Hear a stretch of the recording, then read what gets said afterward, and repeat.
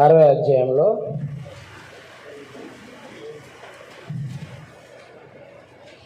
సంఘము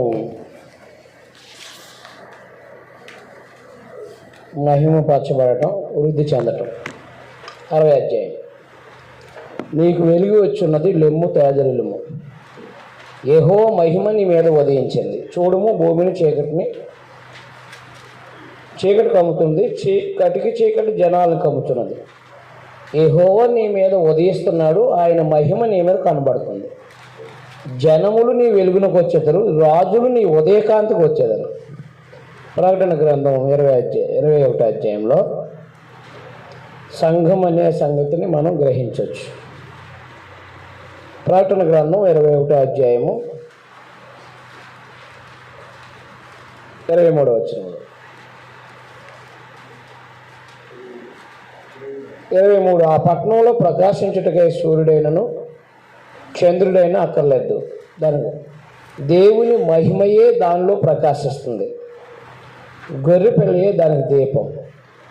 జనములు దాని వెలుగునందు సంచరించరు, భూరాజులు తమ మహిమను దానిలోకి తీసుకుని వస్తారు. సంఘము అని స్పష్టంగా చెప్పడానికి మీకు ప్రకటన గ్రంథంలో చూపించబడినది. ఇక్కడ రాజులు నీ ఉదయకాంతి సువార్త ప్రకటన ద్వారా రాజులు సహితము ప్రభు సంఘంలోకి రావాల్సిందే అని ముందుగానే సంఘం యొక్క గొప్పతనాన్ని గురించి తెలియజేయడం జరిగింది. రాజులు నీ ఉదయకాంతికి వచ్చేదరు, రాజులు నీ ఉదయకాంతికి వచ్చేదరు. సువార్త ప్రకాశం చేత అనేక మంది రక్షించబడి దేవుని యొక్క మహిమ కలిగిన సంఘములోకి ప్రవేశిస్తారని.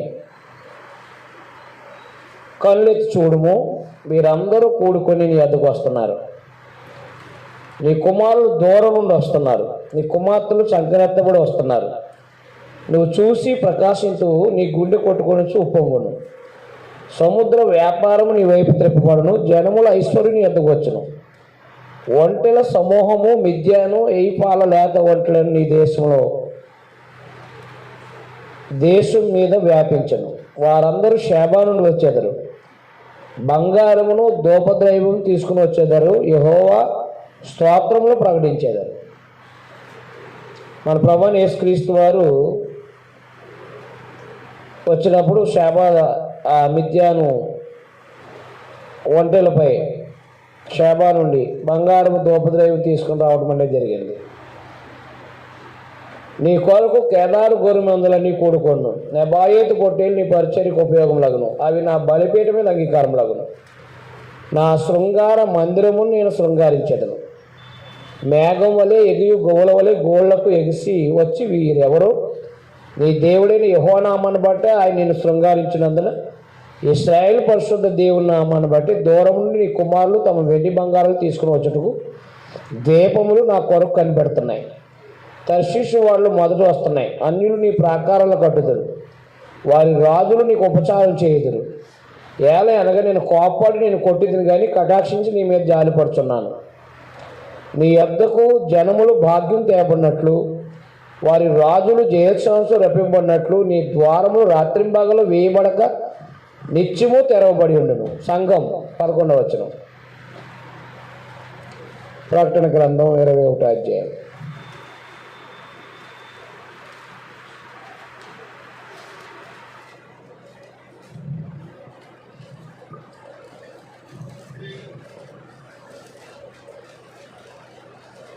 ప్రకటన గ్రంథం 21వ అధ్యాయంలో 25వ వచనం. ప్రకటన గ్రంథం 21వ అధ్యాయము 25వ వచనం. అక్కడ రాత్రి లేనందున దాని గుమ్మములు పగటి వేళ ఏమాత్రమును వేయబడవు. అంటే అర్ధరాత్రి బాప్తిసం పొందితే లోపలికి రావడానికి లేదు, ఉదయాన్నే బాప్తిసం పొందితే లోపలికి రావడానికి లేదు, మధ్యాహ్న కాల సమయంలో బాప్తిసం పొందితే సంఘంలోకి రావడం లేదు, ఏం లేదు. దేవుని సంఘం లేకపోతే ప్రభు సంఘంలో ప్రవేశించడానికి జైలు అధికారులు అర్ధరాత్రి బాప్తిసం పొందారు.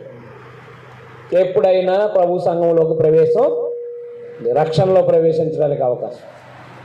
తలుపులు వేయబడవు. ఇంకా దేవుని పట్టణంలోనికి ఏముండవు, తలుపులు వేయబడవు.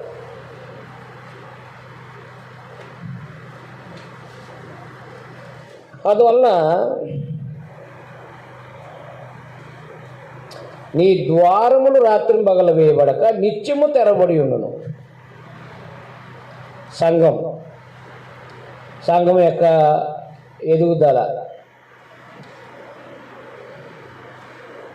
అటు నేను సేవింపడం నిజమైన రాజ్యమైనను నిలవదు, అటు జనములు నిర్మూలన చేయబడను. నా పరిశుద్ధాలకు అలంకారం నిమిత్తమై లెబనోను శ్రేష్టమైన దేవదార వృక్షాలని సరళ వృక్షాలని గొంచెట్టు నీ ఎద్దకు తేబడను. నేను నా పాదస్థాలను మహింపరచెదను. యెరూషలేముని నేను బాధించే వారి సంతానం వారిని ఎదురు వచ్చి సాగిలబెడతారు. నేను తృణీకరించే వారందరూ వచ్చి నీ పాదాల మీద పడేదారు.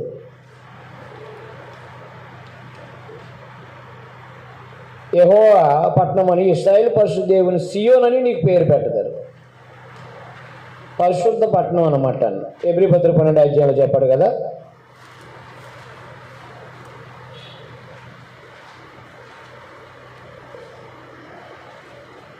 పన్నెండవ అధ్యాయము 22వ వచనం.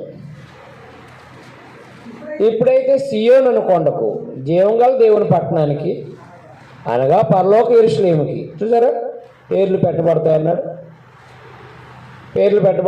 పెట్టబడ్డాయా లేదా? పరిశుద్ధ దేవుని సియోను నీకు పేరు పెట్టదరు. నువ్వు విసర్జింపబడుని బట్టి, దేశించబడిని బట్టి ఎవడు నీ మార్గాన్ని దాటిపోవటలేదు. నేను శాశ్వత శోభాతిశయముగాను బహుతరములకు సంతోష కారణంగా చేసేదను. యెహోవానగు నేను నీ రక్షకుడిననియు బహుపరాక్రమం గల యాకోబు దేవుని నీ విమోచకుడు నీకు తెలియబడినట్లు నీవు జనముల పాలు కుడిచి రాజుల చంటి పాలు త్రాగెదవు.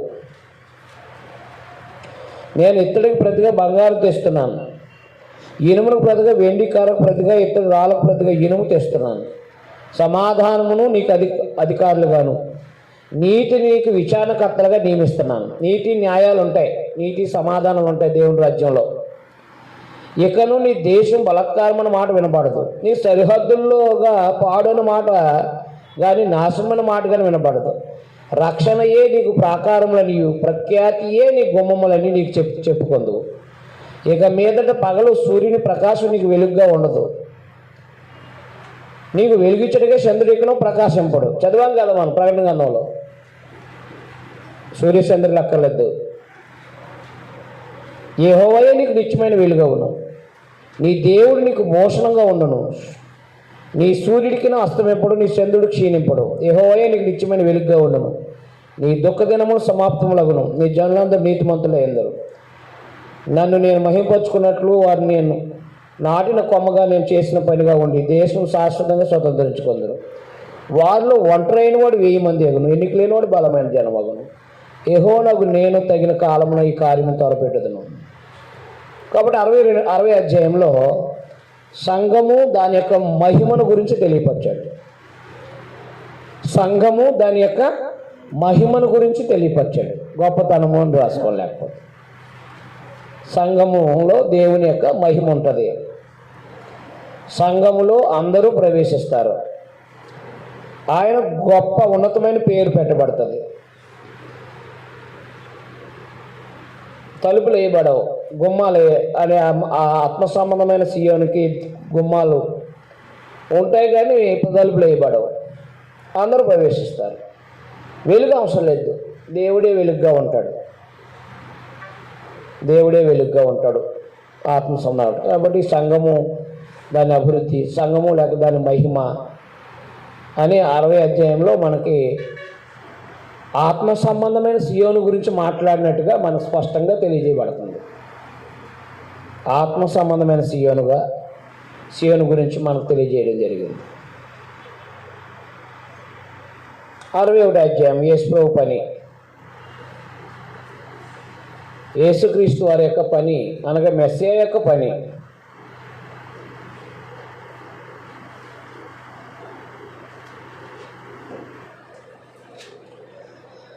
ప్రభువు యెహోవా ఆత్మ నా మీదకు వచ్చి ఉంది, దీనులకు సువార్తమానం ప్రకటించడానికి యెహోవా నన్ను అభిషేకించింది, నలిగిన హృదయం గల వారిని దృఢపరచడానికి, చెరలోని ఉన్నవారిని విడుదల చేయడానికి. అంటే భౌతికమైన జైల్లో ఉన్నవారిని కాదు, అపవాది చెరలోను పాపం అనే చెరలో ఉన్నవారిని విడుదల చేయటానికి, దేవుని రాజ్య వార్త ప్రకటించడానికి, బంధింపబడిన వారికి విముక్తి ప్రకటించడానికి, విడుదల కలిగించడానికి, యెహోవా హితవత్సరం మన దేవుని ప్రతిదండనను ప్రకటించడానికి. అంటే ఏంటి? మన దేవుని ప్రతిదండన యెరూషలేము నాశనాన్ని ప్రకటించడానికి, దేవుని ప్రతిదండన దినం యెరూషలేము నాశనాన్ని ప్రకటించడానికి, దుఃఖాక్రాంతులందరినీ ఓదార్చడానికి, సీయోనులో దుఃఖించు వారిని ఉల్లాస వస్త్రాలు ధరింపజేయటానికి, బూడిదకు ప్రతిగా బహుదండనం, దుఃఖానికి ప్రతిగా ఆనంద తైలాన్ని, భారభరితమైన ఆత్మకు ప్రతిగా స్తుతి వస్త్రమును వారికి ఇచ్చుటకు ఆయన నన్ను పంపి ఉన్నాడు.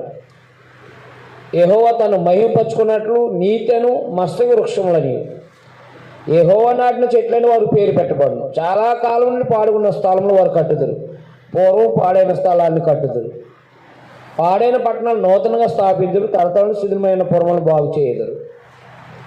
కాబట్టి ప్రభు యొక్క పనిని గురించి తెలియపరుస్తున్నాడు. ఏంటి ప్రభు పని? లోకసువార్తలో చెప్పాడు కదా,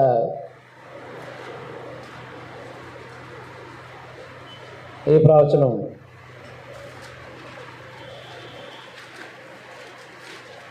4:17 ప్రవక్త యెషయా గ్రంథం ఆయన చేతికి ఇవ్వబడిన. లోకసువార్త 4:17 ప్రవక్త యెషయా గ్రంథం ఆయన చేతికి ఇవ్వబడింది. ఆయన గ్రంథం ఎప్పుగా ప్రభు ఆత్మ నా మీద ఉంది, బీదలకు సువార్త ప్రకటించడానికని. అది ఆయనకు దొరికింది. ఆయన గ్రంథం చుట్టూ పరిచయాలకిచ్చి కూర్చున్నాడు. కాబట్టి ఎందుకు వచ్చాడో ఆయన పని ఆయన చదివడం ద్వారా జ్ఞాపకం చేశాడు అక్కడ ఆయన. అందువల్ల ఆత్మ సంబంధంగా దేవుని రాజ్య సువార్త ప్రకటిస్తూ పాప సంబంధమైన మనుషులని విడుదల చేస్తూ దుఃఖాక్రాంతులైన వారిని ఓదారుస్తూ యెరూషలేము నాశనం అయిపోతుందని 24వ అధ్యాయంలో తెలియపరిచి దేవుని ప్రజలైనటువంటి వాళ్ళు, క్రైస్తవులైనటువంటి వాళ్ళు అది నుండి తప్పించబడతారని వారికి ఆదరించాడనమాట. అలాగున ఆయన పని గురించి తెలియపరుస్తూ సీయోనులో ఉన్న వారికి ఆనందాన్ని ఇవ్వటానికి రాబోతున్నాడని ప్రభు యొక్క పనిని గురించి చాలా తెలియజేయబడింది.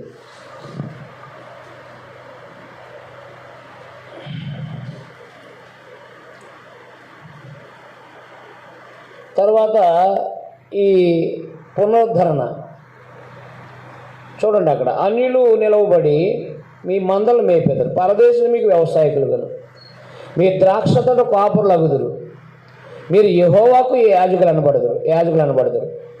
వారు మా దేవుని పరిచారకులని మనుషులు మిమ్మల్ని గురించి చెప్పుదురు. జనముల ఐశ్వర్యం మీరు అనుభవించరు, వారి ప్రభావం పొంది అతిశయించరు. మీ అవమానమును ప్రతిగా రెట్టింపు ఘనత నొందుదురు, నిందకు ప్రతిగా తాము పొందిన భాగం అనుభవించి వారు సంతోషిస్తారు. వారు తమ దేశంలో రెట్టింపు భాగాన్ని కర్తలగుదురు, నిత్యానందము వారికి కలుగును. ఎలా అనగా న్యాయం చేయటం యెహోవాకు నాకు ఇష్టం. ఒకడు అన్యాయంగా ఒక శత్రును పట్టుకుంటే నాకు అసహ్యం. సత్యమును బట్టి వారి క్రియాఫలం వారికి ఇచ్చు వారితో నిత్య నిబంధన చేయదును. జనముల్లో వారి సంతతి తెలియబడును, జనముల మధ్య వారి సంతానం ప్రసిద్ధి నందును. వారు యెహోవా ఆస్వాదించిన జనమని వారిని చూసి వారందరూ ఒప్పుకొందరు. శృంగారమైన పాగా ధరించుకుని కొనిన పెళ్లి కుమారుని రీతిగాను, ఆభరణములతో అలంకరించుకున్న పెళ్లి కుమార్తె రీతిగాను ఆయన రక్షణ వస్త్రము నాకు ధరింపజేసి ఉన్నాడు. నీతనే పైబట్టను నాకు ధరింపజేసి ఉన్నాడు. కాగా యెహోవాను బట్టి నేను మహానందంతో నేను ఆనందిస్తున్నాను. నా దేవుని బట్టి నా ఆత్మ ఉల్లసిస్తుంది. భూమి మొలకను మొలిపించినట్లుగా, తోటలో ఎత్తబడిన వాటిని అది మొలిపించినట్లుగా నిశ్చయంగా సమస్త జనులు ఎదుట ప్రభువు యెహోవా నీతిని స్తోత్రమును ఉజ్జింపచేయును. కాబట్టి ప్రభువైన యేసుక్రీస్తు వారి పని అని అధ్యాయానికి రాసుకోండి. ప్రభువైన యేసుక్రీస్తు వారి యొక్క పని, యెరూషలేము పునరుద్ధరణ అని కూడా రాసుకోండి, ఇబ్బంది లేదు. మన ప్రభువైన యేసుక్రీస్తు వారి యొక్క పని లేక మెస్సీయా యొక్క పని అని రాసుకోండి.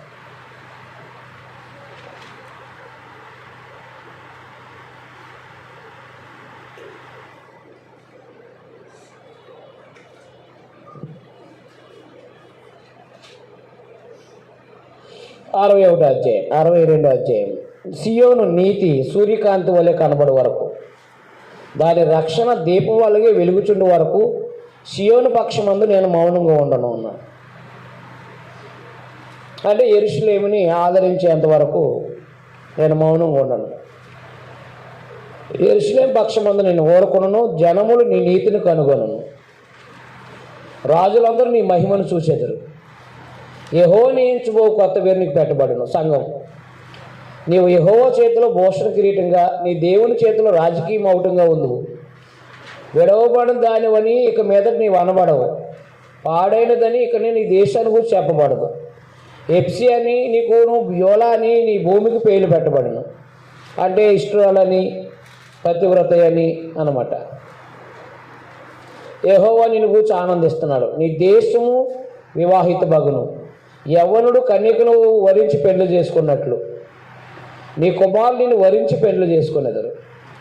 పెళ్లి కుమారుడు పెళ్లి కూతురు సంతోషించినట్లు నీ దేవుడు నిన్ను గూర్చి సంతోషించును. యెరూషలేమా, నీ ప్రాకారాల మీద నేను కావలి వారిని ఉంచి ఉన్నాను.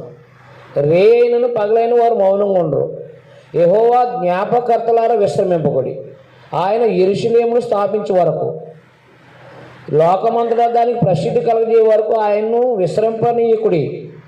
తన దక్షిణాస్తం తోడని, బాహుబలం తోడని యెహోవాకు ప్రమాణం చేసి, నిశ్చయంగా నీ ధాన్యము నీ శత్రువులకు ఆహారంగా నేను ఇయ్యను. నీవు ప్రయాసపడి తీసిన ద్రాక్షారసం అన్యులు త్రాగరు.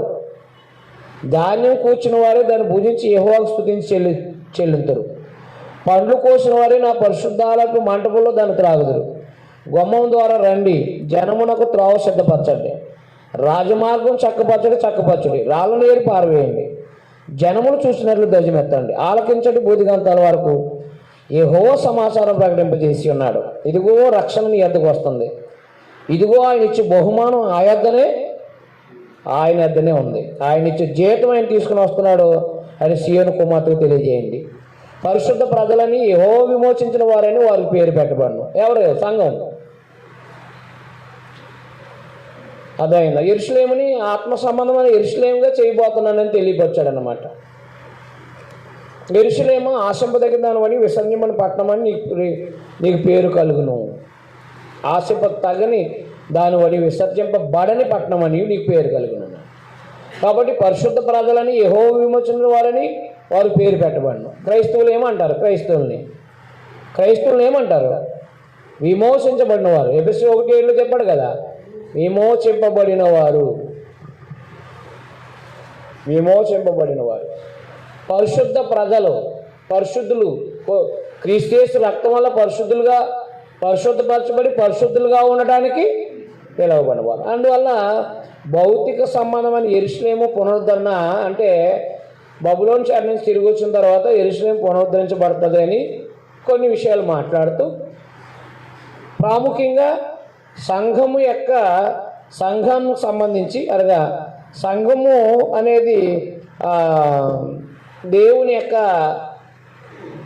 చేతిలో ఉండేదని, అది ఒక గొప్పదని, అలాగే ఆయన రక్షణ యెరూషలేముకి ఆత్మ సంబంధంగా రక్షణ రాబోతుందని, వారిని పరిశుద్ధ ప్రజలని యెహోవా విమోచించడానికి వారు అని పేరు పెట్టబడతారు.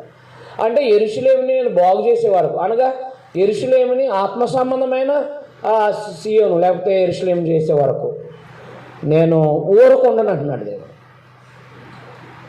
యెరూషలేముని ఆత్మ సంబంధమైన యెరూషలేము చేసే వరకు నేనేం చేయను, ఊరకుండ అన్నాడు అనమాట. 63 అధ్యాయం.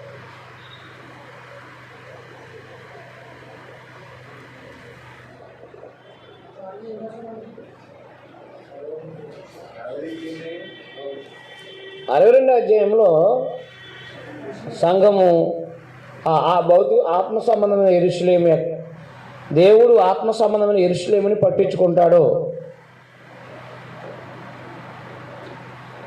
దేవుడు ఆత్మ సంబంధమైన యెరూషలేముని పట్టించుకుంటాడు అని తెలియపరిచాడు అన్నమాట.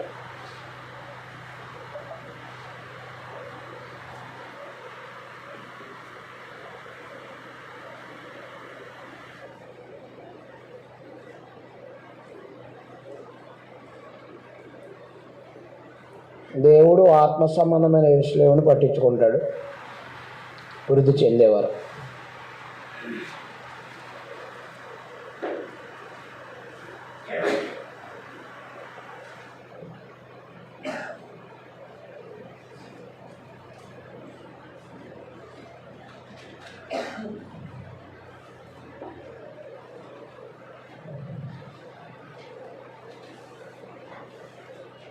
దేవుడు ఎదోమును శిక్షించినట్టు వాడుగా 63లో కనిపిస్తున్నాడు. రక్తవర్ణ వస్త్రాలు ధరించుకుని ఎదోము నుండి వస్తున్న ఇతడు ఎవడో. దేవుడు ఒక దేశాన్ని ఒక రాజుగా పాడు చేసి ఆ రక్త మరకలు ఆయనకి అంటినట్టుగా ఆయన ఒక దేశాన్ని పగ తీర్చినట్టు వాడుగా తెలియపరుచుకుంటూ 63లో తెలియపరుస్తున్నాడు. చూడండి ఒకసారి.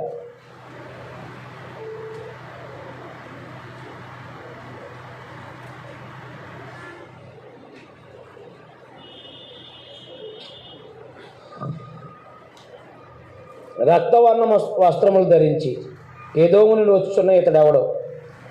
శోభిత వస్త్రమును ధరించిన వాడే గంభీరముగా నడుస్తూ బొస్రానుడి బలాత్సయంతో వచ్చున్న ఇతడెవడో. నీతిని బట్టి మాట్లాడుతున్న నేనే, దేవుడేనంట. రక్షించుటకు బలాఢ్యునైన నేనే. నీ వస్త్రం ఎర్రగా ఉన్నదేమి? నీ బట్టలు ద్రాక్షగానుగను త్రొక్కుచుండు వాని బట్టల వలె ఉన్నవేమి? ఒంటరిగా ద్రాక్షగానును త్రొక్కి తిని జనములో ఎవడు నాతో కూడా ఉండలేదు. కోపగించుకుని వారిని త్రొక్కి తిని రౌద్రం చేత వారిని అనగద్రొక్కి తిని. వారి రక్తము నా వస్త్రముల మీద చిందినది, నా బట్టలన్నీ డాగులే.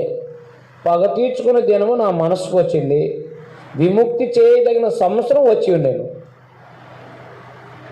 అదైంది. కాబట్టి ఎదోముని నాశనం చేసి వస్తున్నవాడుగా దేవుడే ఒక ఖడ్గం పట్టుకుని వాళ్ళందరినీ నాశనం చేస్తున్నప్పుడు ఆయన వస్త్రాల మీద ఒక రక్తం పడిన రక్త దాగులు పడినట్టుగా ఆయన అలంకార రీతిగా చెప్పుకుంటున్నాడు. అంటే ఏ దేశమైనా నాశనం అయిందంటే దాని పాపాన్ని బట్టి అది దేవుడే మరొక నాయకుడి ద్వారా జరిగించినది అని జరిగించుతున్న విషయమని మర్చిపోకూడదు. 4వ వచనం అండర్లైన్ చేసుకోండి. పగ తీర్చుకునే దినం నా మనసుకు వచ్చింది అన్నాడు అనమాట. ఏ దేశమైతే పాపం చేస్తుందో ఆ దేశానికి దేవుడు విరోధై ఆ దేశాన్ని శిక్షిస్తూ ఉంటాడు. ఒక అధికారి ఎవరో ఒక రాజు ద్వారా అలాగూ జరిగించినప్పుడు దేవుడే దాన్ని నాశనం చేసినట్టుగా ఇక్కడ వర్ణించాడనమాట. నేను చూసి ఆశ్చర్యపడుతుంది. సహాయం చేయడం కూడా లేకపోయాను, ఆదరించేవాడు కూడా లేకపోయాను. కావున నా బాహు నాకు సహాయం చేశాను, నా ఉగ్రత నాకు ఆధారమైన. కోపం కలిగిన జనములను త్రొక్కివేసి తిని ఆగ్రహపడి వారిని మత్తిల్ల చేసి తిని వారి రక్తం నేల పోసి వేసి తిని.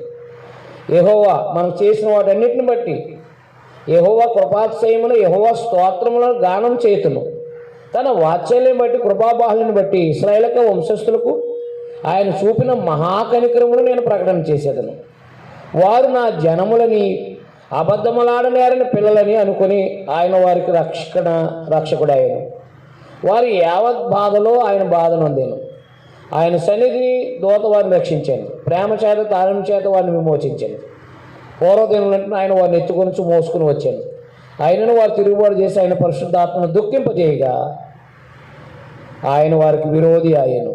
తానే వారితో యుద్ధం చేశాను. అప్పుడు ఆయన పూర్వదినాలను మోషే తన జనులను జ్ఞాపం చేసుకున్నాను. తన మందకాపులకు సహకారియే సముద్రం నుండి తమను తోడుకొని వచ్చిన వాడేడి, తమలో పరిశుద్ధాత్మను ఉంచిన వాడేడి, తమలో తన పరిశుద్ధాత్మను ఉంచిన వాడేడి. మోషే కుడి చేతి వైపున మహిమగల తన బాహును పోనిచ్చిన వాడేడి. తనకు శాశ్వతమైన ప్రఖ్యాతి కలగజేసుకుంటూ వారి ముందర నేలను విభజించిన వాడేడి. మైదానంలో గుర్రము పడని రీతిగా వారు పడకుండా అగాధ జలాలు నడిపించిన వాడు ఏడి అని అనుకున్నది. పల్లమునకు దిగు పశువులు విశ్రాంతి పొందినట్లు యెహోవా ఆత్మ వారికి విశ్రాంతి కలగజేశాను. నీకు ఘనమైన పేరు కలిగినట్లు నీవు నీ జనుల నుండి నడిపించితివి. పరము నుండి చూడుము, మహిమోన్నతమైన నీ పరిశుద్ధ స్థలము నుండి దృష్టించుము. నీ ఆసక్తి ఏది, నీ శౌర్యకారం లేవి. నా ఎడల నీకున్న జాలి, నీ వాత్సల్యం అణిగిపోయినే. మాకు తండ్రివి నీవే, అబ్రహాం మమ్మల్ని ఎరగపోయినను, ఇశ్రాయేలు మమ్మల్ని అంగీకరించకపోయినను. యెహోవా నీవే మా తండ్రివి, అనాది కాలం నుండి మా విమోచకుడు నీకు పేరే కదా. యెహోవా నీ మార్గం తప్పి తిరిగినట్లుగా మమ్మల్ని ఎందుకు తొలగజేసేది? నీ భయం విడిచినట్లు మా హృదయం నువ్వు ఎందుకు కంటిపరిచేది? నీ దాసుల నిమిత్తం, నీ స్వాస్థ్య గోత్రము నిమిత్తం తిరిగి రమ్ము. నీ పరిశుద్ధ జనులు స్వల్పకాలమే దేశం అనుభవించరు. మా శత్రువులు నీ పరిశుద్ధాలను తొక్కి ఉన్నారు. నీ పరిపాలన ఎన్నడూ ఎరగిన వారిని వలె నైతిమి. నీ పేరు ఎన్నడూ పెట్టబడిన వారి వాళ్ళని నైతిమి అన్నాను.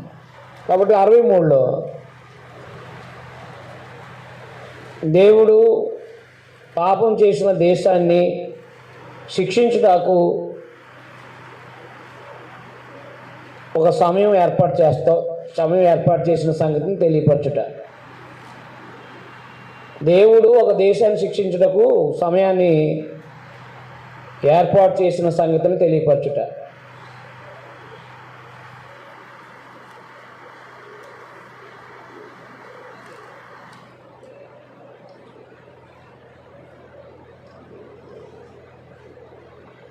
ఇశ్రాయేలుకి దేవుడు చేసిన ఉపకారాలు,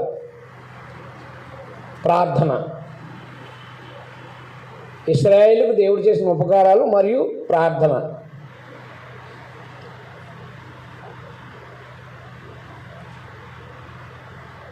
ప్రార్థన చేశారు ఎప్పుడు? యెరూషలేము నాశనమైనప్పుడు. నీ పరిశుద్ధ జనం 18వ వచనం, నీ పరిశుద్ధ జనులు స్వల్పకాలమే దేశం అనుభవించరు. మా శత్రువులు నీ పరిశుద్ధాలయమును తొక్కి ఉన్నారు. నీ శత్రువులు, ముఖ్యమైన మా శత్రువులు పరిశుద్ధాలయం అంటే యెరూషలేముని, దేవాలయాన్ని.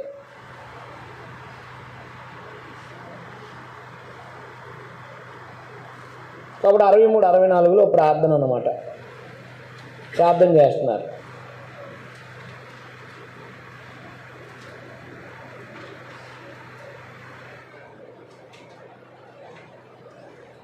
అరవై 64 కూడా ప్రార్థన అన్నమాట. కంటిన్యూషన్. 64 continuation, 63 continuation. గగనం చీల్చుకుని నువ్వు దిగివచ్చరువు గాక, నీ సన్నిధిని పర్వతములు తత్తరిల్లును గాక. నీ శత్రువులకు నీ నామం తెలియజేయటికే అగ్ని గచ్చను కాల్చు రీతిగా, అగ్ని నేలను పొంగు చేయ రీతిగా నువ్వు దిగివచ్చరువు గాక. అంటే వీళ్ళని కాపాడడానికి, ఎవరిని?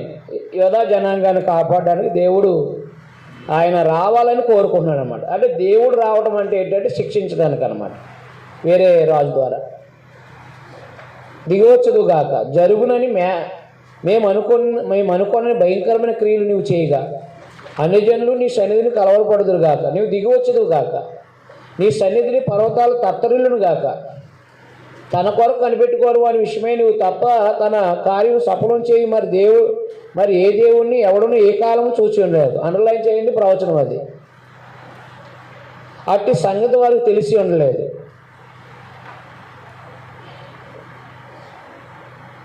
మొదటి కొరింథీ 2వ అధ్యాయము 10వ వచనం రాసుకోండి. 9 క్షమించి, మొదటి కొరింథీ 2వ అధ్యాయం 9వ వచనం. దేవుడు చేసే కార్యాలు కంటి అదే వారికి గోచరం కాలేదంటాడు కదా. సమాచారం మనుషులు మా సంగతి తెలిసి ఉండలేదు. అంటే యేసుక్రీస్తు వారిని కూర్చున్న వాస్తవాలు ఆనాడు జనాంగానికి తెలిసి లేదు. తెలుసుంటే మహిమా స్వరూపమైన యేసు ప్రభువుని సిలువేయక పోయిందుడు అనమాట. కాబట్టి అట్టి సంగతి వారికి తెలిసి ఉండలేదు. అర్థమైంది. ఇక్కడైతే అటు దేవుడు కలన సమాచారం మనుషులకు వినబడలేదు. మొదటి కొరింథీ పత్రిక 2వ అధ్యాయం 9వ వచనంలో యేసుక్రీస్తు వారు కూర్చున్న, అంటే యేసుక్రీస్తు వారి యొక్క శిలువ మరణం అనేది మనుషులకి అగోచరం కాలేదు. అంటే మనుషులు గోచరం కాలేదు, అర్థం కాలేదు. లేకపోతే సిలువ అయిపోయింది ఆయన.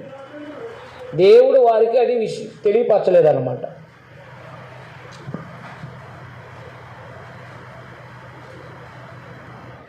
అటు సంగతి వారికి తెలిసి ఉండలేదు. నీ మార్గాలను బట్టి నేను జ్ఞాపం చేసుకొనొచ్చు, సంతోషంగా నీతిని అనుసరించి వారిని నీవు దర్శిస్తున్నావు. చిత్తగించము, నువ్వు కోపడుతివి, మేము పాపులమైతిమి. బహుకాలం నుండి పాపంలో పడి ఉన్నాము, రక్షణ మాకు కలుగున. మేమందరం అపవిత్రులు వంటి వారం అయితిమి, మా నీతిక్రియని మురుగుగొడ్ల వలె ఆయను. మేమందరం ఆకు వలె వాడిపోతుమి, గాలివాన కొట్టుకొని పోయినట్లుగా మా దోషాలు మమ్మల్ని కొట్టుకొని పోయింది. ఇశ్రాయేలు అదే యూదా జనాంగం ప్రార్థన చేస్తుందన్నమాట. మేము పాపం చేశాము, మా క్రియలు మురుగుగొడ్లే కనబడుతున్నాయి, నీతి క్రియలు. గాలివాన కొట్టుకున్నట్టుగా మా దోషాలు మమ్మల్ని కొట్టుకుపోయాను.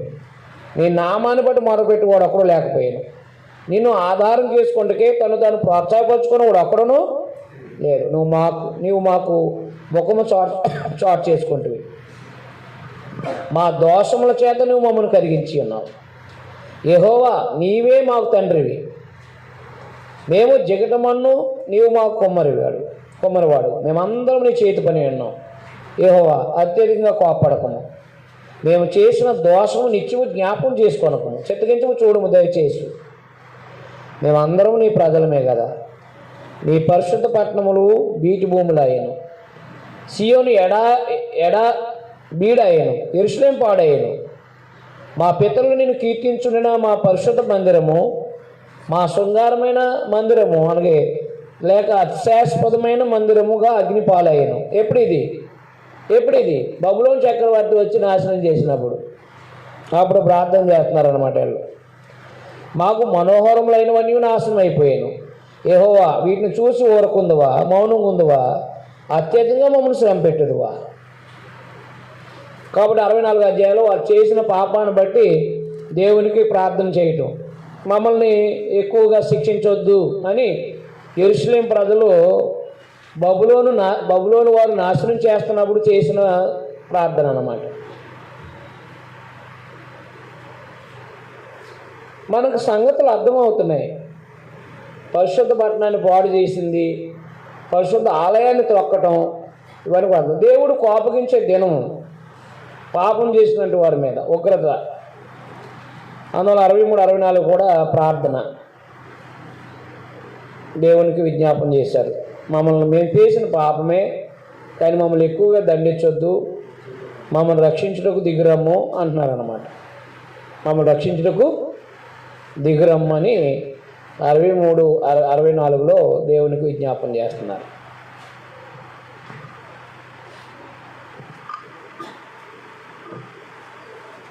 65, 66 ఆత్మ సంబంధమైన సియోనుపై ఉన్న దీవెనల గురించి మాట్లాడాడు.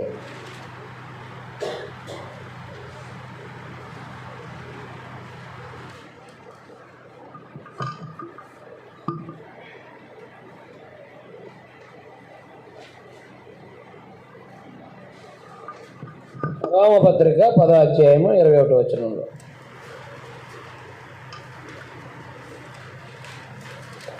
అన్యజనులైనటువంటి వాళ్ళు ప్రభు యొక్క సంఘములో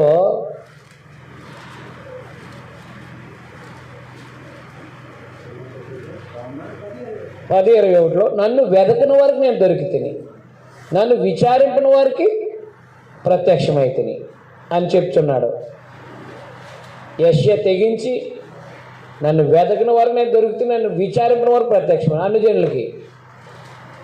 65వ అధ్యాయము నా యొద్ద విచారణ చేయవారిని నా దర్శనంకు రానిచ్చేదని. ఎవరాళ్ళ? అన్యులు. ఎవరాళ్ళ? అన్యులు. దేవుడు యూదులు కఠినంగా ప్రభువుని అంగీకరించకపోతే అన్యజనుల ప్రవేశాన్ని అవకాశం ఇచ్చాడు దేవుడు. అదైనా కానీ నన్ను వెదకిన వారికి నేను దొరికితిని. అన్యజనులైనటువంటి వారికి కూడా దేవుడు సువార్త ద్వారా వాళ్ళకి అవకాశం ఇచ్చాడు. నన్ను వెదకిన వారికి నేను దొరికితిని అంటే ఎవరు? అన్యజనుల కోసం అన్నమాట.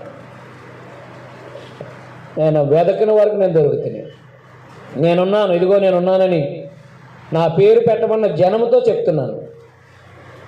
తమ ఆలోచనలు అనుసరించి చెడు మార్గం నడుచుకొనుచు లోబడనాలని ప్రజల వైపు దినమంతా నా చేతులు చాపుతున్నాను. అది కూడా రోమపత్రిక 10వ అధ్యాయంలో ఉంది. ఎవరాళ్ళు? యూదులు. ఎవరాళ్ళు?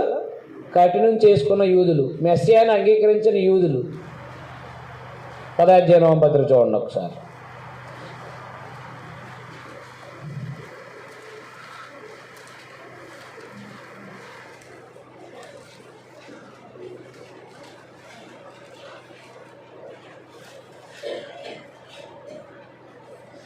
21లోనే ఇశ్రాయేల్ విషయమైతే అవిధేయుల ఎదురాడు ప్రజలకు దినమంతయు నా చేతులు చాచుతానని చెప్తున్నాడు. అవిధేయులైనటువంటి వారి యూదులకి దినం ఎలా చేస్తుంది అంటే రండి, నేను ఏర్పాటు చేసిన మార్గం ఇది అని ప్రభువుని యేసుక్రీస్తు వారికి సంబంధించిన ప్రభువుని యేసుక్రీస్తు వారి ద్వారా రక్షించే ఆ ఏర్పాట్లోకి రండి అని దేవుడు అవిధేయులైన వారి మీద చేతులు చాపుతున్నాడు అని ఇక్కడ కోట్ చేశాడనమాట. కాబట్టి వెతకని వారికి దొరకడం, అన్ని జనులైన వారికి, యూదులు కఠినమైనందువల్ల అన్ని జనులకు ప్రవేశం వచ్చిందనమాట. అందువల్ల అది సంఘానికి సంబంధించిన దీవెనకు సంబంధించిన విషయాలనే సంగతి గుర్తుపెట్టుకోండి. 2వ వచనం, తమ ఆలోచన నడిచి చెడు మార్గం నడుచుకొనచ్చు లోబడనొల్లని ప్రజలకు దినమంతా నా చేతులు చాపుతున్నాను. ఎవరి కోసం? యూదుల కోసం. అవిధేయులైన యూదుల కోసం దేవుడు చేతులు చాపితే వచ్చారా? రాలా. ఈయన మెస్సే కాదు, ఈయన ఒక మనిషి హత్య చేయబడినవాడు అది చెప్తూ ఆయన్ని అంగీకరించలేకపోయారు. అందుకని అన్ని జనులకి దేవుడు అవకాశం ఇచ్చాడనమాట. సంఘంలోకి వీళ్ళు లోబడలేదు కాబట్టి దేవుడు అన్ని జనులకి అవకాశం ఇచ్చాడనమాట. వారు తోటలో బలి అర్పణ అర్పిస్తూ ఇటుకల మీద దూపం వేయరు. ఎవరెళ్ళో లోబడిన జనం, అక్కడ యెషయా కాలంలో ఉన్న ప్రజలు. నా భయం లేక నాకు నిత్యము కోపం కలగజేస్తున్నారు. ఈ లోబడిన జనం ఎవరు? యూదులు, అవిధేయులైన యూదులు. వీళ్ళు చేసే కార్యాలు ఎలాంటివి అంటే నా భయం లేక నిత్యము కోపం కలగజేస్తున్నారు. వారు సమాధుల్లో కూర్చుండుచు రహస్య స్థలాల్లో ప్రవేశిస్తూ పంది మాంసం తింటున్నారు. లేవికాండం 11వ అధ్యాయం ప్రకారంగా వాళ్ళు పంది మాంసం తినకూడదు. అసహ్య పాకములు వారి పాత్రలో ఉన్నాయి. వారు మా దాపునకు రావద్దు, ఎడమగా ఉండము, నీకంటే మేము పరిశుద్ధమని చెప్పుదురు.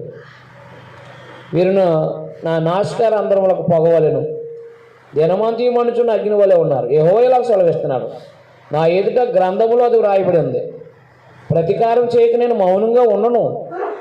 నిశ్చయముగా వారు అనుభవించినట్లు నేను వారికి ప్రతీకారం చేసేదను. నిశ్చయంగా మీ దోషాలు బట్టి, మీ పితరుల దోషాలను బట్టి, అనగా పర్వతాల మీద జనులు దూపం వేసిన దాన్ని బట్టి, కొండల మీద నన్ను దూషించిన దాన్ని బట్టి మొట్టమొదట వారి ఒడిలోనే వారి ప్రతీకారం పోయేదును. యెహోవా ఇలా సెలవిస్తున్నాడు, ద్రాక్ష గెలలో కొత్త రసం కనబడినప్పుడు జనులు అది దీవెనకరమైంది, దాన్ని కొట్టివేయకమని చెబుతారు కదా. నా సేవకులందరూ నేను నశింపజేయకున్నట్లు వారిని బట్టి నేను అలాగే చేసేదను. యాకోబు నుండి సంతానం, యోధా నుండి నా పర్వతాలు స్వాధీనపరుచుకున్నాను పుట్టించేదను. నేను ఏర్పరచుకున్న వారు దాన్ని స్వతంత్రించుకుందరు. నా సేవకులు అక్కడ నివసించేదరు. నన్ను గూర్చి విచారణ చేసి నా ప్రజల నిమిత్తం షారోను గొర్రెల మేత భూమియగును. ఆకోరులో పశువుల పరుని స్థలంగా ఉండను. యెహోవాను విసర్జించి నా పరిశుద్ధ పర్వతమును మరిచి గాదునకు బలను సిద్ధపరచువారులారా,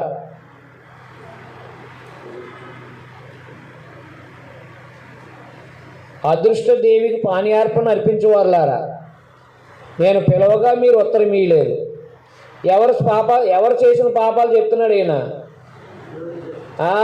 అక్కడున్న యెషయా కాలంలో ఉన్న ప్రజలు దేవుని వైపు రండి, దేవుడు తన వైపుకు రండి అని చేతులు చాపుతున్నా వీళ్ళు పంది మాంసం తింటూ అపవిత్రమైన బలులు అర్పిస్తూ ఇటుకలకి దూపం వేస్తూ అర్థమైందా? వాళ్ళు ఏం చేస్తున్నారనమాట, దేవునికి వ్యతిరేకమైన జీవితాన్ని కొనసాగిస్తున్నారు. గుర్తుపెట్టుకోండి ఆ విషయాన్ని. అదృష్ట దేవికి పానీయార్పణ అర్పిస్తున్నారంట వాళ్ళు, అంటే విగ్రహాలకి బలులు అర్పిస్తున్నారన్నమాట. నేను పిలవగా మీరు ఉత్తరం ఇయ్యలేదు, నేను మాట్లాడగా మీరు ఆలకింపగా నా దృష్టికి చెడ్డదాన్ని చేసేది, నాకు ఇష్టము కాని దాన్ని కోరితిరి. నేను ఖడ్గమును మీకు అదృష్టముగా నియమించుదును. వీళ్ళు అదృష్ట దేవుని మొక్కారు కదా, కాబట్టి వీళ్ళకి ఏం నియమింతానన్నాడు, నా ఖడ్గాన్ని మీకు అదృష్టంగా నియమించను, మీరందరూ వదగలో నగుదురు. పాపం చేసినప్పుడు ఖచ్చితంగా వదకు లోపడతారు కదా. పాపం చేసినట్టు వాళ్ళు ఏం చేయబడ్డారు? వదకి లోపడతారు. అందువలన విషయం చెప్పేస్తున్నాడు. వాళ్ళ చెడు ప్రవర్తన గురించి చెప్తూ వాళ్ళకి ఏం చేయబోతున్నాడో చెప్పేస్తున్నాడు అక్కడ ఆయన. మీరందరూ వదకులో నవ్వుదురు కావున ప్రభువుకి ఇవేళ అస్సలు వేస్తున్నాడు. ఆలకించండి, నా సేవకులు భోజనం చేయదురు కానీ మీరు ఆకలి కొనెదరు. నా సేవకులు పానం చేసారు కానీ మీరు దప్పికొనెదరు. నా సేవకులు సంతోషిద్దరు కానీ మీరు సిగ్గుపడెదరు. నా సేవకులు హృదయానందం చేత కేకలు వేశారు కానీ మీరు చింతాక్రాంతులు ఏడ్చేదరు. మనోదుఖం చేత ప్రలాపించేదరు. నేను ఏర్పరచుకున్న వారికి మీ పేరు శాపవచనంగా చేసిపోయేదరు. అనగా యూదులైనట్టు వాళ్ళు నేను ఏర్పరచుకున్న వారికి మీ పేరు శాపవచనంగా చేసిపోయేదరు. అర్థమైందా? యూదులైనట్టు వాళ్ళు క్రైస్తవుల్ని ఎలా చేస్తున్నారో చెప్తున్నాడు. ప్రభువుకి యెహోవాని హతము చేయను. ఆయన తన సేవకులకు వేరొక పేరు పెట్టును. దేశంలో తనకు ఆశీర్వాదం కలగాలని కోరువాడు నమ్మదగిన దేవుడు తనను ఆశ్రదించాలని కోరుకోను. అర్థమైందా? కాబట్టి యూదులైనటువంటి వాళ్ళు ఏం చేశారంటే క్రైస్తవులు అంగీకరించలేకపోయారు. వాళ్ళు ఈ శాపగ్రస్తుడిని మా మీదకి తీసుకొస్తున్నారని చెప్పారు వాళ్ళు క్రైస్తవులు. అందుకే వాళ్ళకి ఏం చెప్పాడంటే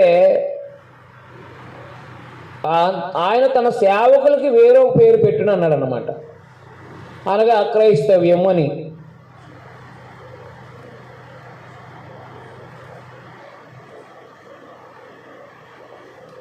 దేశంలో తనకు ఆశీర్వాదం కలగాలని కోరువాడు నమ్మదగిన దేవుడు తను ఆశ్రయించాలని కోరుకోను. దేశంలో ప్రమాణం చేయవాడు నమ్మదగిన దేవుడిని తోడని ప్రమాణం చేయను. పూర్వం కలిగిన బాధలు నా దృష్టికి మరవబడును, అవి నా దృష్టికి మరుగవును. ఇదిగో నేను కొత్త ఆకాశం కొత్త భూమిని సృజిస్తున్నాను. ఏంటది? సంఘం, నూతన సిస్టమ్. అంతే. మునుపటి మరవబడి జ్ఞాపకానికి రావు. అది కొత్త ఆకాశం కొత్త భూమి అంటే మునుపటి మరవబడి జ్ఞాపకానికి రావు. పాత జీవితం పాత చేసిన బ్రతుకంతా కూడా క్షమిస్తాడనమాట. మునుపటి జ్ఞాపకం చేసుకోడు ఆయన. నేను సృజించే దాని గురించి మీరు ఎల్లప్పుడూ హర్షించి ఆనందించండి. నిశ్చయంగా నేను యెరూషలేమును ఆనందకరమైన స్థలంగా ఆమె ప్రజలను హర్షించేవారుగా సూచిస్తున్నాను. నేను యెరూషలేము గురించి ఆనందించేదని, నా జనుల గురించి హర్షించేదని. రోదంతో నిలాపదంలో ఇకను వినబడవు అనమాట. అక్కడ ఇకను కొద్ది దినములు బ్రతుకులు శిశువులు ఉండరు, కాలం నిన్న ముసలివారు ఉండరు, బాలు 100 సంవత్సరాల వయసు గల వారే చనిపోదురు. పాపాత్ముడు శాపగ్రస్తుడు అగువాడు సైతం వారు 100 సంవత్సరాలు బతుకును. ఎవరు? పునరుద్ధరణ. ఏది? బబులోని తిరిగి వచ్చి తర్వాత యెరూషలేము పరిస్థితి ఎలా ఉంటుందో ఆ పునరుద్ధరణ గురించి మాట్లాడుతున్నాడు. ఏమేం చెప్పుకొస్తున్నాడు 65లో? ఒకటి, అనుజనులకి సంఘంలోకి అవకాశం ఉంటుందని, అవిధేయులని యూదులకి దినమంతా చేతులు చాపుతున్నాడని తెలియపరచుకుంటూ ఆ అవిధేయులంటి వారి శాస్త్రాల గురించి వివరించుకుంటూ వచ్చాడు. తర్వాత తన సేవకులని మాట్లాడుతూ వచ్చింది, క్రైస్తవుల గురించి మాట్లాడుతూ క్రొత్త పేరు పెడతాను, నూతన సృష్టిని సృజించబోతున్నాను, పరిస్థితులు మార్చబడతాయి అని చెప్పి బబులోను చెర నుండి తిరిగి వచ్చిన ప్రజల యొక్క పునరుద్ధరణ గురించి మాట్లాడుతూ ఇక యవనస్తులైన వాళ్ళు యుద్ధంలో చనిపోరు, వృద్ధాప్యం దాకా ఉంటారు, ఇబ్బంది ఉండదని చెప్పుకుంటూ వస్తున్నాడు అన్నమాట. జనములు ఇల్లు కట్టుకుని వాటిలో కాపురం ఉందరు, ద్రాక్ష తోటలు నాటించుకుని వాటి ఫలాలు అనుభవించరు. వారు కట్టుకున్న ఇంట్లో వేరొకడు కాపురం ఉండరు, వారు నాటుకున్న వాటిని వేరొకడు అనుభవింపరు. నా జనులు ఆయుష్యము వృక్షాయుష్యమంతా అగును. నేను ఏర్పరచుకున్న వారు తాము చేసుకున్న దాన్ని ఫలాన్ని పూర్తిగా అనుభవించరు. వారు వృధాగా ప్రయాసపడరు, ఆకస్మికంగా కలుగు అపాయం కొనందుకే పిల్లలను కనరు. వారు యెహోవా చేత ఆశ్రదించబడిన వారు అగుదురు. వారి సంతానం వారు వారి యొద్దనే ఉందరు. వారికి ఇలాగు జరుగును, వారు వేడు కొనకు నేను ఉత్తరం ఇచ్చేదను, వారు మనవి చేతును నేను ఆలకించేదను. తోడేళ్ళు గొర్రెపిల్ల కలిసి మేయును, సింహం ఎద్దువలి గడ్డి తినును, సర్పమునకు మన్ను ఆహారమగును. నా పరిశుద్ధ పర్వతంలో అవి హాని అయినా నాశనమైనా చేయకునని యెహోవా సెలవేస్తాను. అంటే పునరుద్ధరణలో సంఘాన్ని గురించి కూడా మాట్లాడాడు అన్నమాట. ఆత్మ సంబంధంగా అంటే వాళ్ళు బబులోను చెర నుంచి వచ్చి ఆనందంగా క్షేమంగా ఉంటారని చెప్తూ ఆత్మ సంబంధమైన సంఘంలో అర్థమైందా? ఈ రెండు విరుద్ధ స్వభావం కలిగినటువంటి వాళ్ళు కలిసి ఉంటారని ముందుగా చెప్పాడు అనమాట. 11:6లో చెప్పాడు కదా, గొర్రెపిల్ల, కొదమ సింహం, ఎద్దు మెయిన్ అన్నాడు కదా. అంటే రెండు విరుద్ధమైన స్వభావం కలిగిన వాళ్ళు సంఘంలో ఏక మనసు ఏకతాత్పర్యం కలిగిన వారుగా బ్రతకడానికి వస్తారనమాట. అందువల్ల ఆత్మ సంబంధమైన దీవెనల గురించి కూడా మాట్లాడాడు అనమాట. 65లో ఆత్మ సంబంధమైన దీవెనల గురించి కూడా మాట్లాడాడు. అందుకని పరిస్థితి గమనిస్తూ ఉండాలి. ఆత్మ సంబంధ సంఘంలోకి అన్యజనులు వస్తారని, అవిధేయులైన వారికి అవకాశం లేదు, ఎందుకంటే వాళ్ళు పాపం చేస్తున్నారని తెలియపరిచాడు. వారి పాపపు సంబంధమైన పనుల గురించి మాట్లాడాడు అక్కడ 65లో. విగ్రహారాధన, అపవిత్రమైన భోజనాలు, విగ్రహారాధన, అపవిత్రమైన భోజనాలు. అదైనా అందువల్ల ఆయన ఏర్పాటు చేసే నూతన సృష్టిలో తన సేవకులకి కొత్త పేరు ఉంటుంది, నిత్యానందం, అనగా అందరూ కలిసి జీవిస్తారని తెలియపరచుకుంటూ వచ్చాడనమాట.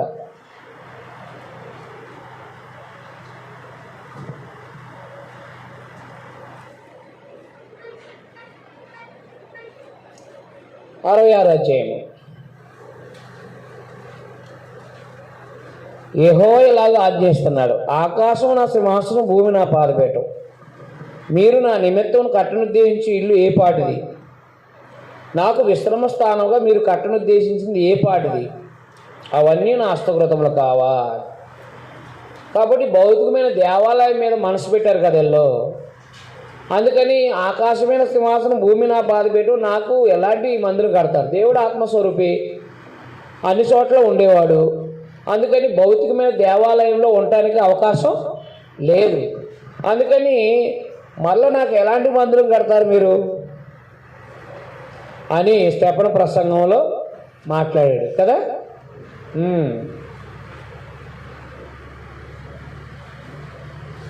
అపోస్తలుల 7వ అధ్యాయం. ప్రవచనాలన్నీ మనకు తెలిసి ఉండాలా.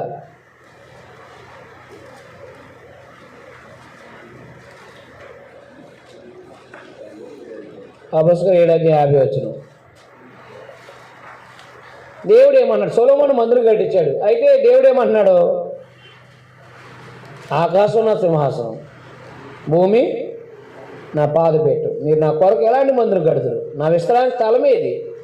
ఇవన్నీ నా హస్తకృతములు కావా అని ప్రభు చెప్తున్నాడు. అని ప్రవక్త పలికిన ప్రకారం సర్వోన్నతుడు హస్తకృతాలయంలో నివసింపడు.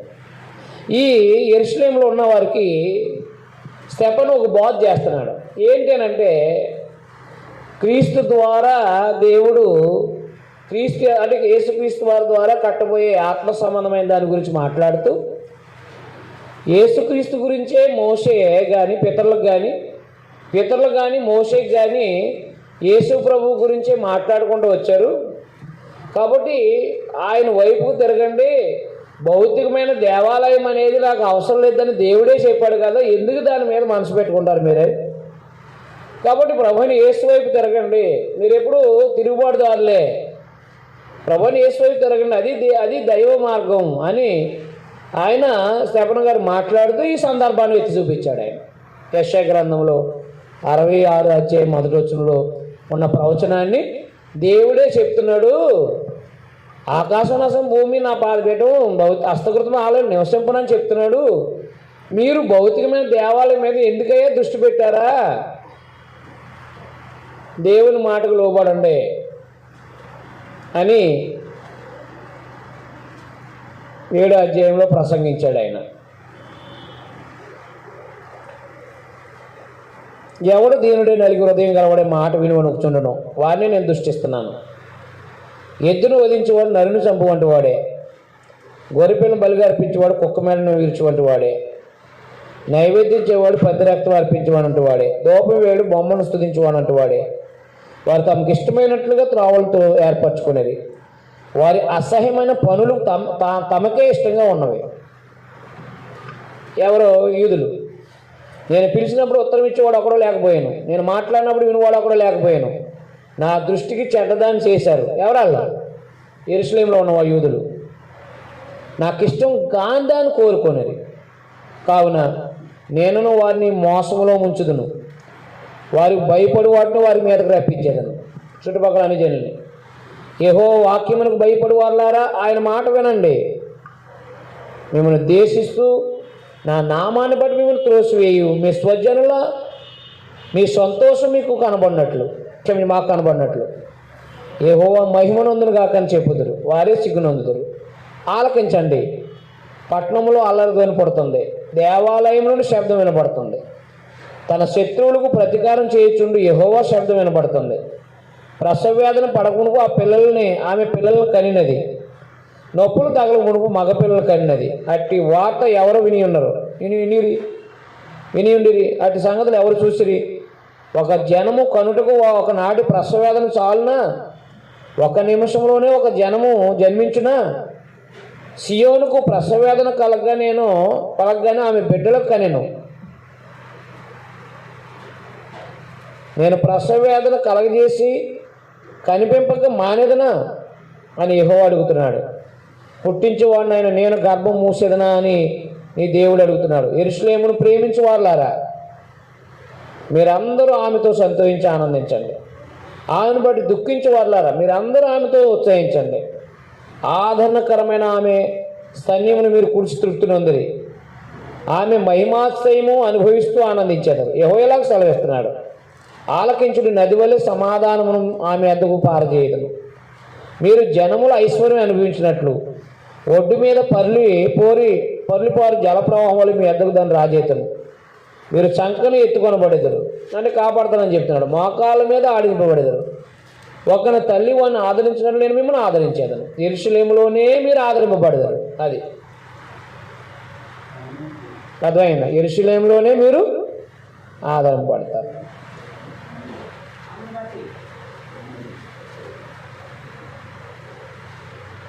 యెరూషలేమును మీరు ఆదరింపబడతారు. మీరు చూడగానే మీ హృదయం ఉల్లసించును, మీ ఎముకలు లేతగడ్డి వలె బలియును. యెహోవా హస్తబలము ఆయన సేవకుల ఎల్ల కనబరచబడును. ఆయన తన శత్రువుల ఎల్ల కోపం చూపును. ఆలకించుడి, మహాకోపంతో ప్రతీకారం చేయుటకును అగ్నిజ్వాలతో గద్దించుటకు యెహోవా అగ్నిరూపంగా వస్తున్నాడు. ఆయన రథములు తుఫాను వలె త్వరపడుతున్నాయి, అగ్ని చేతను తమ ఖడ్గం చేతను.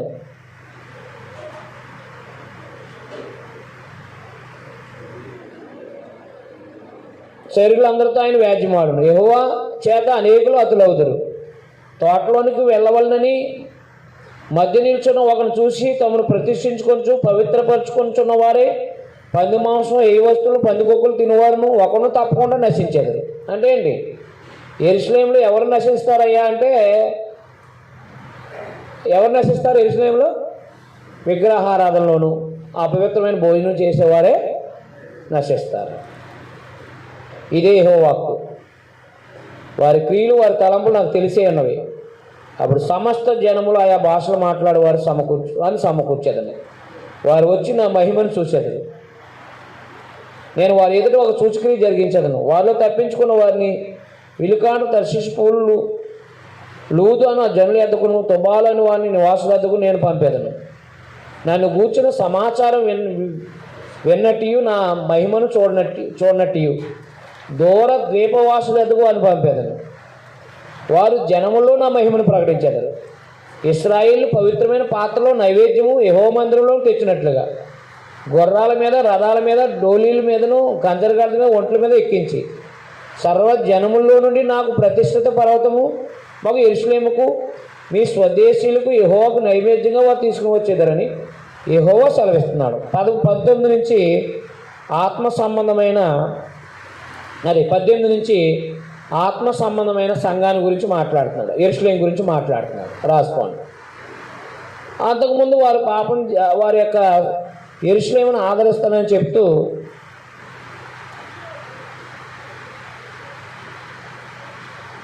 అదైనా వారి పాప సంబంధమైన హెచ్చరికలు, అంటే వారు చేసిన పాపాన్ని బట్టి వారిని హెచ్చరిస్తూ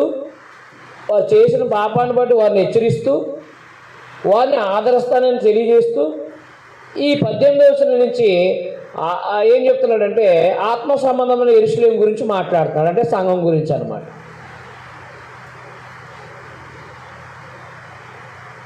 సర్వజనుల్లో నుండి నాకు ప్రతిష్ఠిత పర్వతము యెరూషలేముకి. సర్వజనులు అనేవాళ్ళు ఎప్పుడు?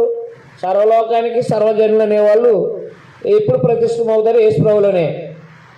మీ స్వదేశీయులు యెహోవాకు నైవేద్యంగా వారు తీసుకుని వచ్చేదారని యెహోవా సెలవిస్తున్నాడు అన్నమాట. మలాకి గ్రంథం 1వ అధ్యాయంలో.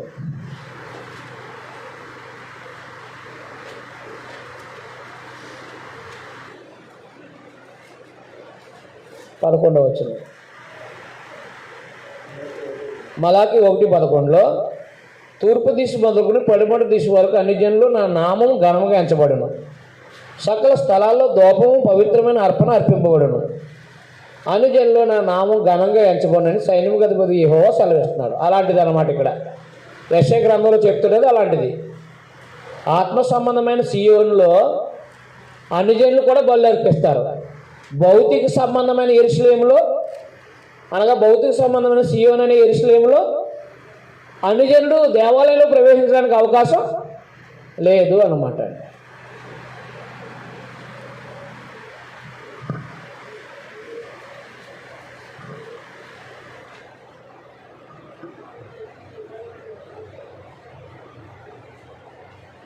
చూడండి 21వ వచనం జాగ్రత్తగా పెట్టుకోండి.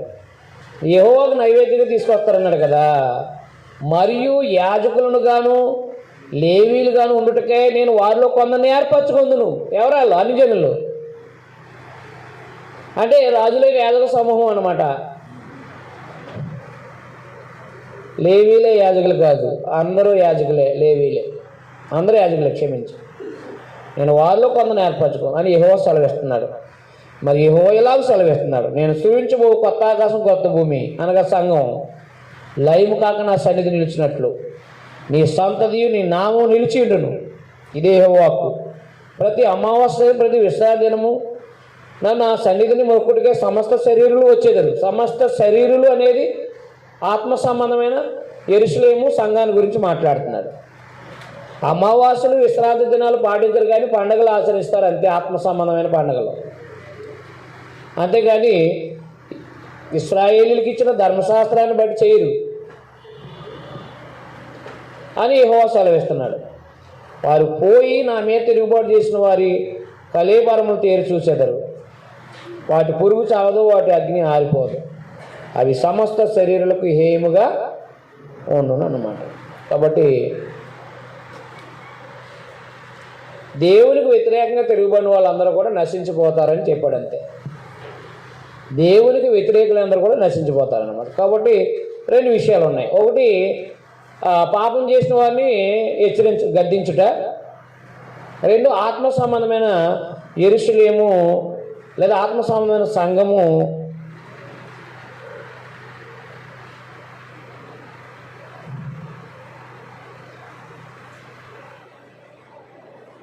ఆత్మ సంబంధమైన సంఘములో అనుజనులు సైతం దేవునికి బలి అర్పిస్తారని తెలియపరచుట. ఆత్మ సంబంధమైన సంఘములో అంటే సియోనులో లేకపోతే అనుజనులు సైతం దేవునికి బలి అర్పిస్తారని తెలియపరచుట.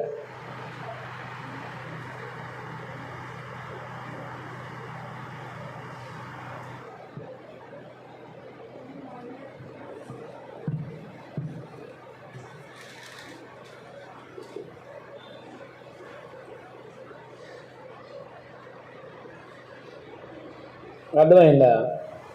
అందువల్ల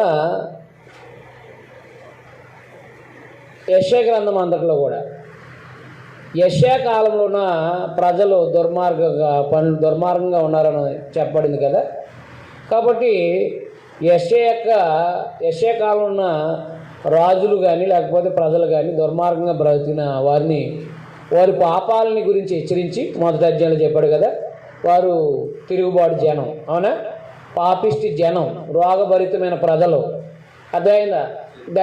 అంటే పవిత్రత లేని దేవునికి పవిత్రత లేని జనం, పవిత్రత లేని వారే దేవునికి బలి అర్పిస్తున్న జనం. కాబట్టి రండి మన వివాదం తీర్చుకుందాం, మార్చుకోండి.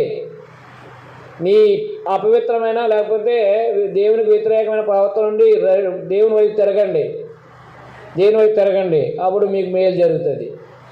లేదా రాబోయే యెరూషలేము అనగా రాబోయే సంఘము, దాని ప్రజలు ఎలా ఉంటారో, సంఘం అని తన ప్రజలు ఎలా ఉంటారో చెప్తూ రాబోయే రాజు అయిన మెస్సియా పరిపాలనలో గొర్రెపిల్ల తోడేలు అనగా ఆత్మ సంబంధమైన జనం ఎలా ఉంటారో, ఆయన పరిపాలన ఎంత నీతిగా ఉంటుందో తెలియపరుస్తూ అక్కడ అన్ని దేశాలు కూడా హెచ్చరిస్తూ, అన్ని దేశాలు చుట్టుపక్కల ఉన్న యెరూషలేము చుట్టూ ఉన్న అన్ని దేశాలు కూడా హెచ్చరిస్తూ ఈ యొక్క యెరూషలేము యొక్క పాపాన్ని తెలియజేస్తూ ఖండిస్తూ అర్థమైందా, వారికి రాబోయే ఉగ్రతను కూడా తెలియపరుస్తూ ఆయన తెలియపరచుకుంటూ వచ్చాడనమాట.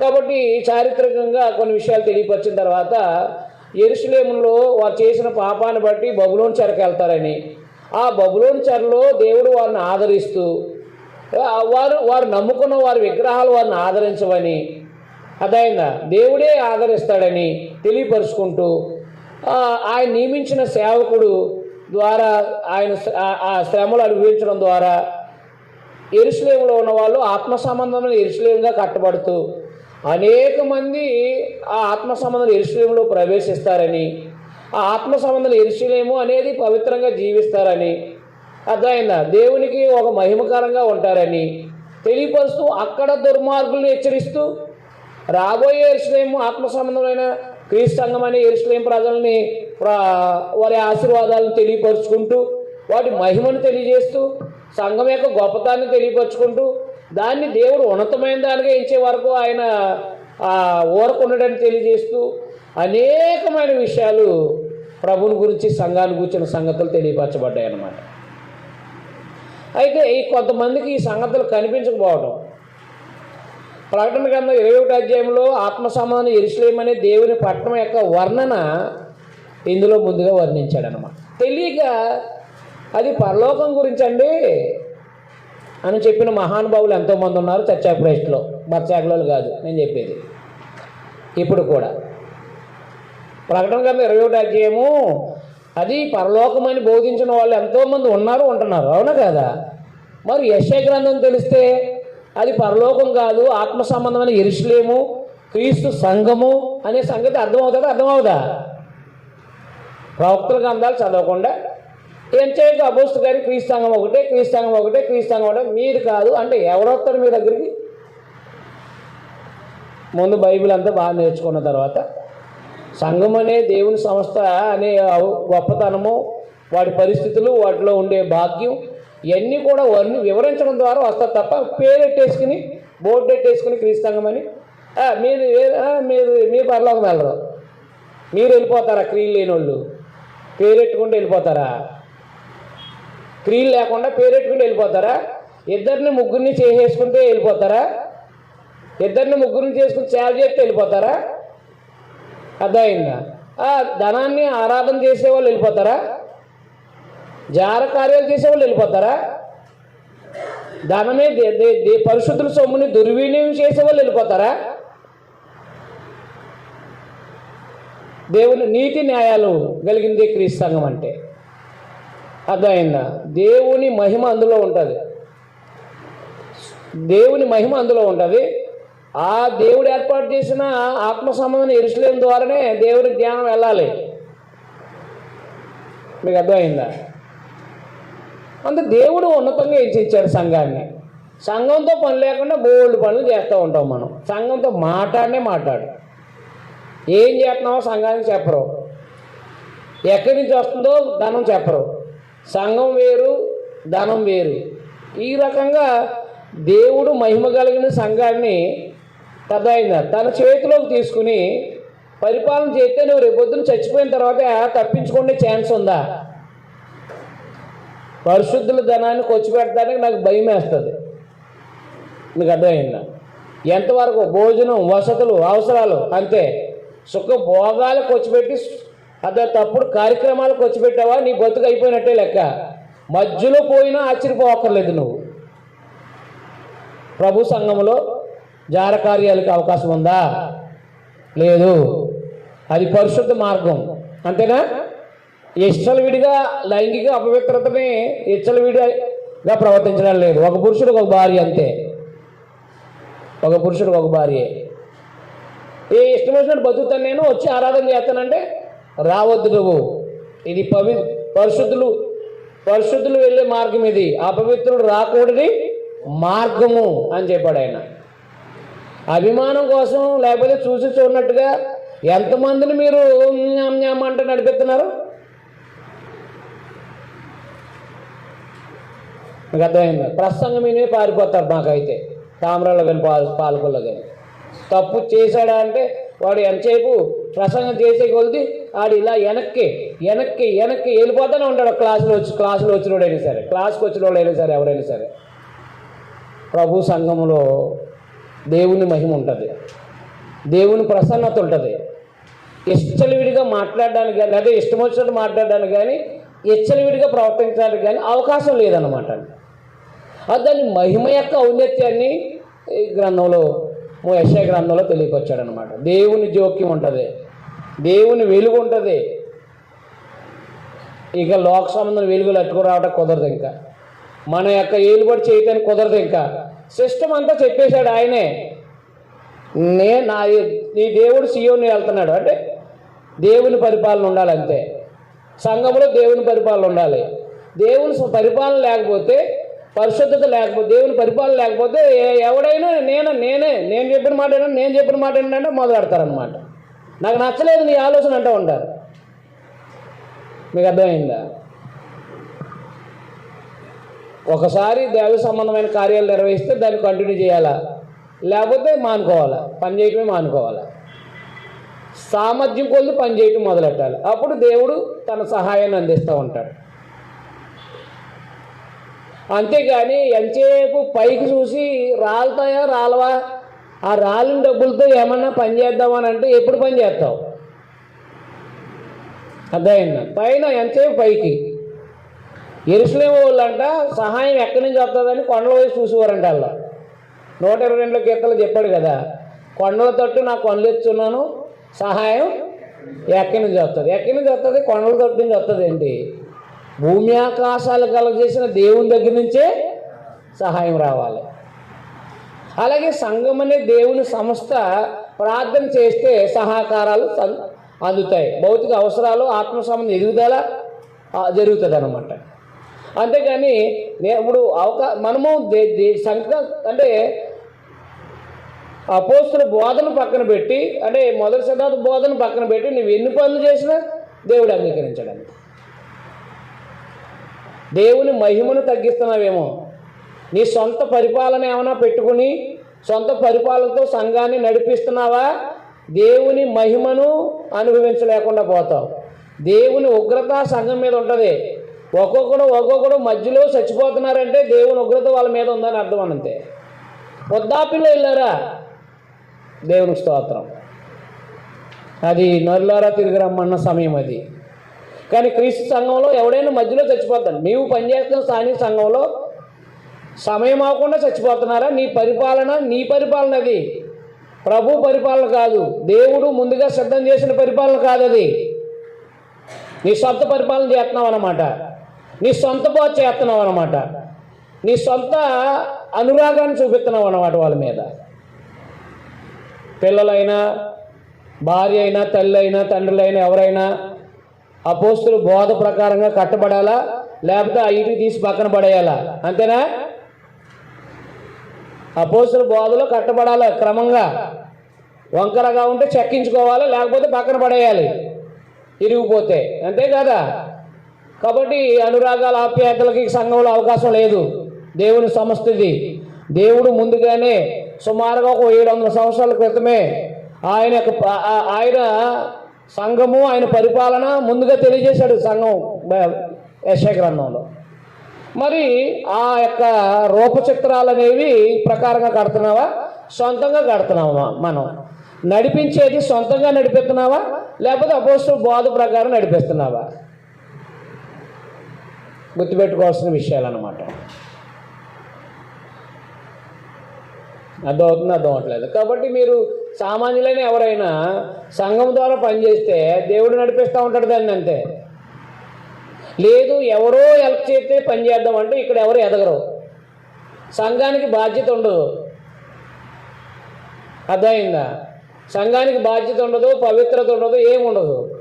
అందుకని దేవుడు ఏలుబడిది, దేవుని పరిపాలన దేవుని యొక్క సంఘం నాది కాదు, ఇది సంఘం దేవుంది అనేది ఉద్దేశంతో పనిచేయాలి మనం.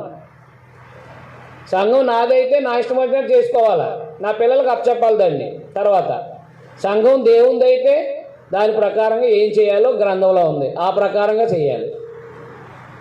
ఏ కార్యమైనా సరే సంఘం ద్వారా మనం జరిగించడానికి జరిగించాలంతే, ప్రయత్నాలుగా గ్రీత్నాలు కాదు. ఇంకా గుర్తుపెట్టుకోండి. అందుకని యెషయా గ్రంథం బాగా చదవండి. సంఘము క్రీస్తు బాగా అర్థమవుతాడు.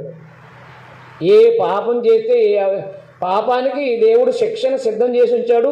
ఏర్పాటు చేసుకున్న జనం ఇశ్రాయేలుకి పాపం చేసే విషయంలో వాళ్ళు రాజీ పడినప్పుడు పాపం చేసినట్టు వారికి శిక్ష విధించడంలో కూడా దేవుడు రాజీ పడలేదు. పడ్డాడా? బబులోను చక్రవర్తిని తీసుకొచ్చి దేవాలయం అంటించి పడేశాడు అంతే. యవనస్తులను వధించబడేశాడు. మీకు అర్థమైంది? వృద్ధాప్యులు ఉన్న వారిని కనికరించకుండా చంపించి పడేశాడు. బేదలు మాత్రం మిగిలారు, మిగతా వాళ్ళందరూ తీసుకుపోయాడు అంతే. శ్మశానం అయిపోయింది ఒక రకంలో చెప్పుకోవాలంటే. యెరూషలేము దేవుని పట్టణం అని పిలువబడింది. అది ఎందుకు? ఇర్మియా గ్రంథంలో ఉంటుంది. ఎందుకు అలాగా అయిపోయిందో చెప్తాడు. యెహెజ్కేలు గ్రంథంలో ఉంటుంది ఎందుకు యెరూషలేము నాశనం అయిపోయిందో, దేవుని ప్రియమైన పట్టణం పాడైపోయిందో. కాబట్టి దేవుని ఆలయాన్ని పాడు చేస్తే దేవుడు మనల్ని పాడు చేస్తాడు. కాబట్టి మనము సువార్త ప్రకటించి సంఘంలో నడిపించడము, సంఘాన్ని ఆత్మ సంబంధంగా అనగా క్రీస్తు స్వారూప్యంలో పెంచడమే అపోస్తుల బోధ చేత, మొదటి శతాబ్దం బోధ చేత పెంచడమే మన బాధ్యత అంతే. బ్రతికేవాడు బ్రతకలేనివాడు కోసం సంబంధం లేదు మనకి. అపవిత్రమైన తీగలు అని ఉంటే కట్ చేయటమే మన బాధ్యత సంఘం ద్వారా, సంఘ అనుమతితో. అపవిత్రమైన తీగలు మొలుతూ ఉంటే దాన్ని తీసి పడేయటమే ఇది క్రీస్తు సంఘం అంటే. అందువల్ల క్రీస్తు సంఘం అంటే ఏంటో మనకు తెలియాలి స్పష్టంగా. గుర్తుపెట్టుకోండి. డౌట్లు ఏమైనా ఉంటే అడగండి.